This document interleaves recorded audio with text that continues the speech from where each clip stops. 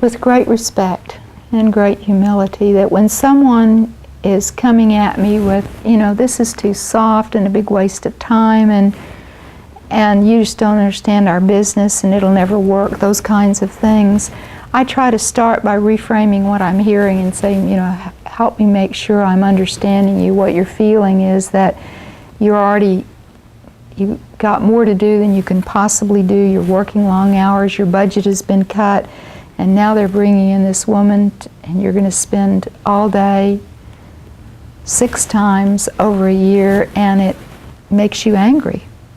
Am I hearing you right? And they'll either say, you're dadgum right, or add more to it. But it's very important that they know I understand intellectually and emotionally where they are. And then I try to be very aligned in terms of saying, are you aware of why we're doing this? And they may or may not be, but typically I would go in and do, if I were going to help a leadership team, or let's say I'm now helping a team at the top of a very large organization and they're responsible for legislative issues and regulatory issues. And what I would do would be to interview each person that's going to be part of this growth process and ask them what they see as the 3 greatest challenges and for the organization.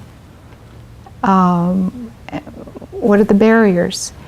And I do that one-on-one, put it into a confidential document, take the names off, but then circulate it for everyone to see.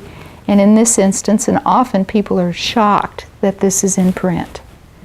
And it is a confidential document, but it's to help each person know, for example, on a team of 18 or 22, am I the only one that thinks we got problems with big egos and arrogance that's causing us to not come up with the right decisions or the best decisions, and we're stuck in silos and we're fighting internally, and that's keeping us from partnering? So our focus is internal, not external. Those would be some of the kind of examples that we're not making the best use of our people because, I'm thinking, no, these are my people. I don't want them to go help you because when I need them back, you may not let them come back, or sandbagging on budget, those kinds of things. And so then I would ask the person, how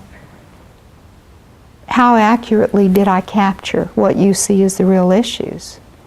And always they've said, that's it. But it's almost like it's overwhelming. And I would say, I don't pretend to have the answers, but I think you do. And if I could help you with a process that made it safe for everyone to